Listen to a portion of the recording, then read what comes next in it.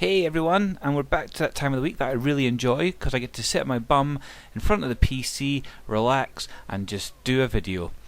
So much easier than setting up anything else, so let's go on and do something today which is going to help you in photography worlds. So, I've obviously done some editing of images and shown how to skin soften and enhance size and all the rest of it, and there's more I can do with that, but this week I just thought I'd take a step back from that and go, do you know what? You've shown you how to edit images to a certain level, and it'd be nice to show those images off. So most people use the likes of Facebook, websites, other networking things, and you can put one image up, which is, you know, nice, you can view that one image, but a lot of people do like to create like a demonstration piece of 2-3 images within one image, and, you know, having their logo on it and all the rest of it. So that, you know, there's things like that, and you can buy templates and programs that'll do all of that for you, and some of them are cheap, some of them are a little bit more expensive, but why go to the hassle of paying for that sort of thing when you can do it for nothing on Photoshop? And that's what I'm going to show you just now, is how to make like a collage of a couple of images, or it's like in some ways it's kind of like some of the wedding album pages that you can get. That's the kind of setup, and you'll see what I mean when we do it. So let's get started with it. First thing I'm going to do is just create a new canvas area. So I want to go by inches. Now I'm doing this obviously, as I said, for online. So I'm going to do just a 6x4. I'm going to keep it 300. Going to keep it 8 bits, and I'm just going to make the background transparent for the moment, just for ease. And bam! So we've got ourselves an area to work with. So next thing that I want to do is sort out I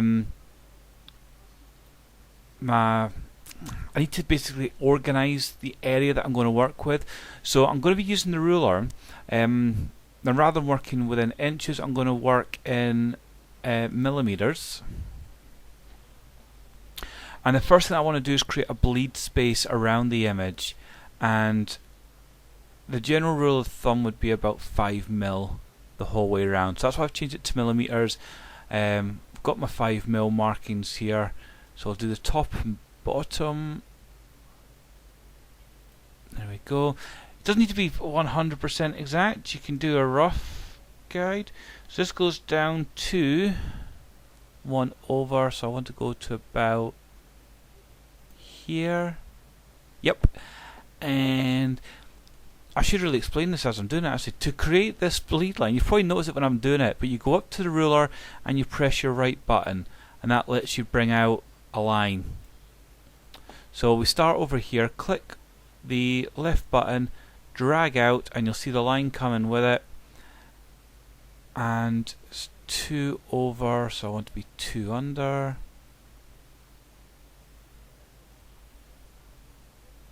There. So that's me created a bleed space, or yeah, like a bleed line around the image. So basically this center in the blue is where I want the main images to go, and you want to kind of build what, you know, your area in with that. So the first thing that I'm going to do is find a middle. So this goes to about 15. Let's take a look again. Take it over. It goes to about 15.2. So we want to go to about 7.6. Is that right? 7.5. Yes, about 7.6. So about there. So that's approximately the middle area, and I'm going to do the same on the bottom. So this comes to 10.2, so we want to be at 5.1. And again, I'm not being fully exact here, it is very rough. You might want to take a bit more time when you're doing it. So next thing I want to do then is create a bleed line around here as well, because I want to have space to have a bit of a background pop through, because I'm going to put either a gradient or a cloud effect on the background just to make those images stand out a little bit. So what I'm going to do is I'm going to allow about a millimeter on either side of it. So there. Now I know this is going to seem a bit long-winded, but once you've done this and then your template's built, you're done. There. That'll do nicely. So that's us now ready to create our area. So the tool that I'm going to be using for creating the area itself is this tool here, which is known as the, well, it basically creates rectangle tool, ellipse tools, creates all kind of things. And I'm going to use a rounded rectangle tool because I don't want to have square edges.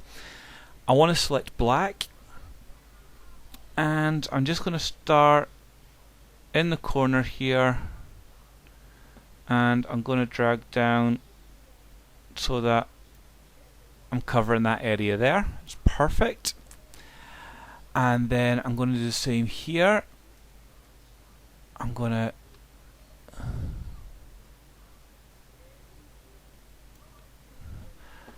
and what I'll do is I will duplicate this layer, so Control and J, click my select tool, and we'll just drag that down.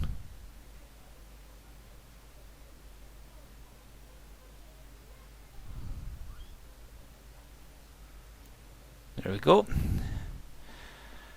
So now we've now selected the area for where we want photos to go, which is perfect.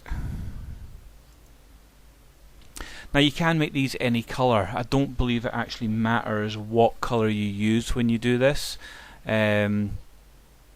So don't worry about that. This isn't exactly perfect black I've used. I've just noticed that as I've been doing it, but I don't really care at this stage. So the next thing that we're going to look at then is adding photos. So I'm back to using photos from when I worked with Camilla Rose. And what I'm going to do is select one of the images, and I'm just going to bring that over into the image.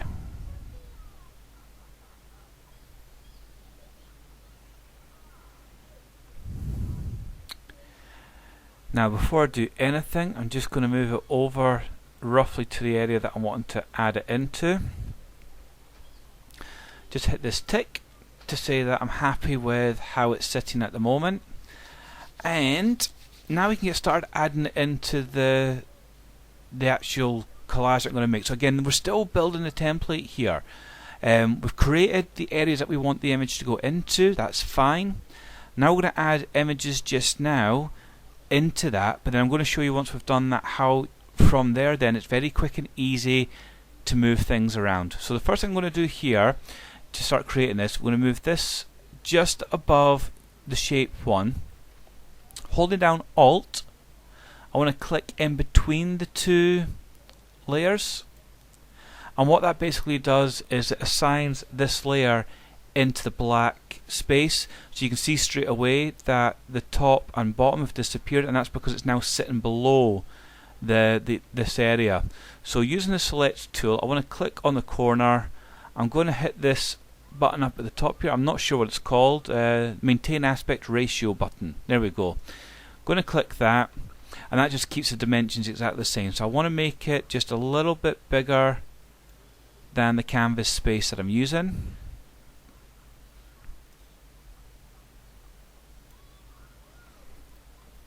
Done. And then I just want to move the image into the space to a point that I'm happy with. So we'll go with there, and we'll just click done.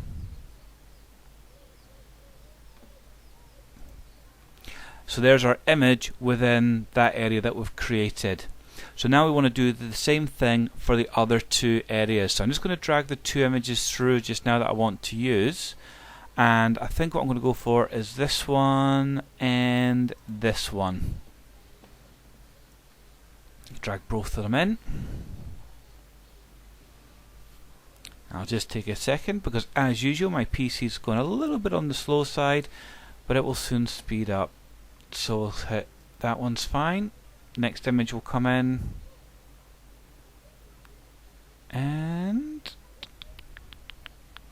come on, come on, come on, and we'll say that one's fine. Perfect. So we will move this one above there. Pressing down Alt again, clicking between the two, and then Alt again in between these two, and there we go. So now all we need to do is size the images. So let's start with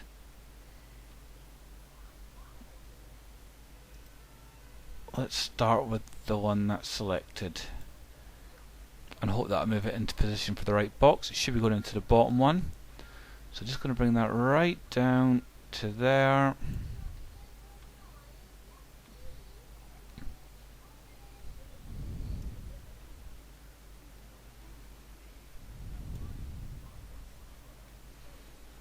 Now, I'm not again too worried about being absolutely perfectly in line with this. It can be as close to, or you don't have to have the same dimensions as what the image originally was. Let's just do that, and we'll hit OK. We'll select the next picture, and just the same thing. This is all we're doing, is just preparing it within the workspace.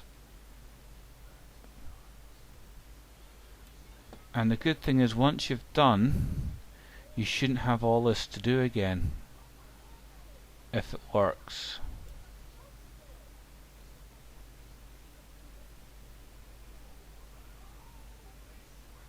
Yep, we'll do that. Okay, so that's me done my main area. Now, the only other thing that I want to do, I'm going to create a new layer.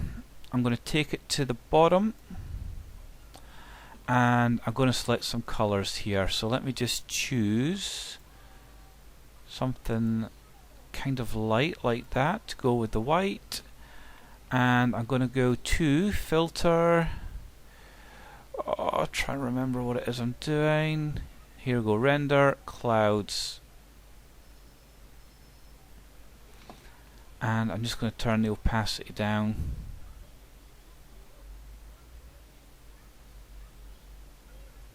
And if obviously you're not happy with the colour, you want something a little bit different, then just go in and change the colours. Choose lighter if you want lighter, and just go back in again, filter, clouds, and just change the opacity to your liking. Leave that one fully. So we are done now. So what I can do is I can save that. That is my template for what I'm wanting. I'm sorted. If once saving it I'm not happy with the bleed area, then I can change that. So I can make the bleed area smaller, so there's not as much of a gap around it. The thing with having a gap like this though is, if I create text, I can click anywhere on the photo. Initializing type tool. I just want to put a message. Click.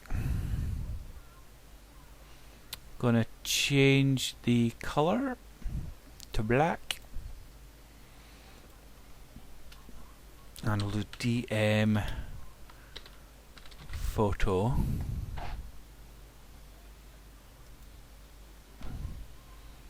And we will move it to the top so I can see it all. Makes it easier for lining it up. And we will resize it. So it gives you just a space at the bottom that you can put your wee logos and things. And right, so there we're done. DMPhoto did this lovely set of images with a very stunning model. So let's say for instance you've done this with a client for a wedding and you've done an image like this to put on Facebook for them to see it.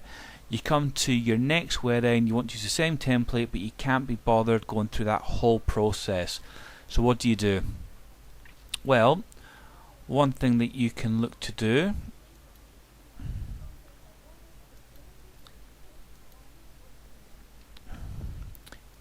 is click on the image. Now for some reason, and I have no idea why, it doesn't always work in certain situations. So at the moment I've selected the area that I want, it's only given me 4 options. So what I want to do is choose the Marquee Tool, and don't ask me why this does it this way, I have no idea, but if I right click on that now, when it finally pops up, ba ba boom, come on, try again, right, comes up with an option then, replace contents. So we'll replace contents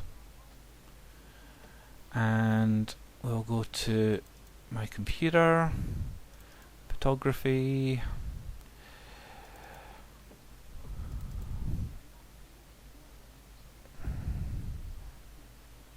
Camilla, and go back into my natural light and we will change it for another one of the same, and we'll do this.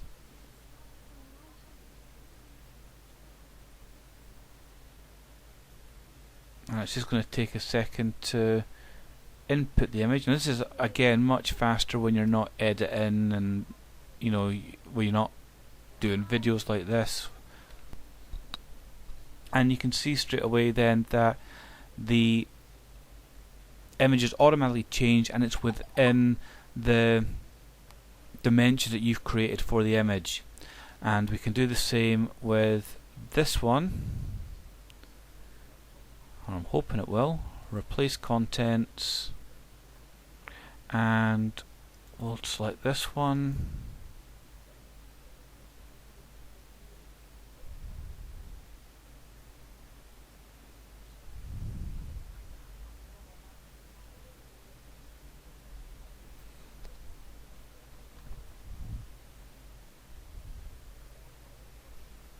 Yeah, I thought it was going to do that. So yeah, you need to make sure that you select the photo that you're looking to change.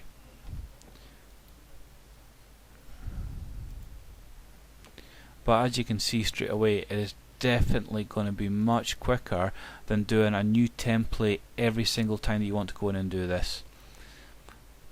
We'll just let this photo change. It should happen now in a second. And you can add drop shadows and things to the area as well if you want them. And if we select our tool again, we can move this around if we need to, but I'm quite happy with that there. So that's how to make just a quick display piece. And as I said, what I'll do is I will save a copy and I will show it at the end of the video. Have fun trying out different types of templates and techniques and doing it different ways that you want to do it. And it does make a very nice means of showing it off to your clients. Have a good weekend guys, and I will speak to you soon.